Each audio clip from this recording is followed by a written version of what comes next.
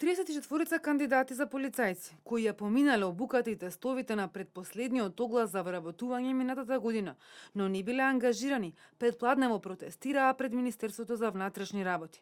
Се сретна и со министерот Оливер Спасовски, кој рече дека имаат неговата поддршка, но посочи дека проблемот е во Министерството за финансии, кое не давало согласност за нивно ангажирање.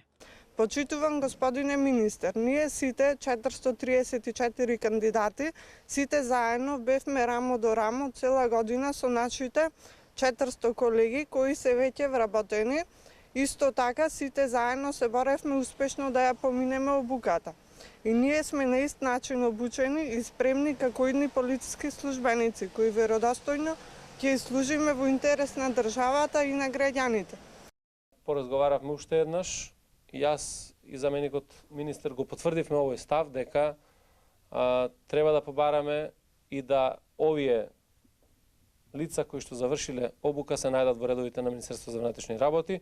Секако дека тоа треба да се направи и за овие 56 кои што во саботата беа промовирани како нови кандидати за полициски службеници. Јас ќе ги доставам барањата до Министерството за финансии и очекувам дека Министерството за финансии ќе ги прифати овие барања. Од финансии го демантираа Спасовски. Велат, средства се обезбедени, МВР треба да ги спроведе вработувањата.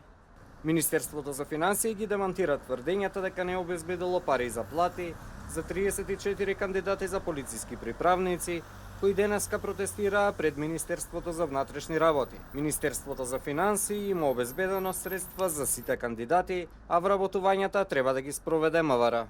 Нови 654 кандидати, кои ја поминаа обуката, викендов станаа дел од МВР. По секоја обука, МВР вработува 90% од кандидатите кои што ја поминале обуката.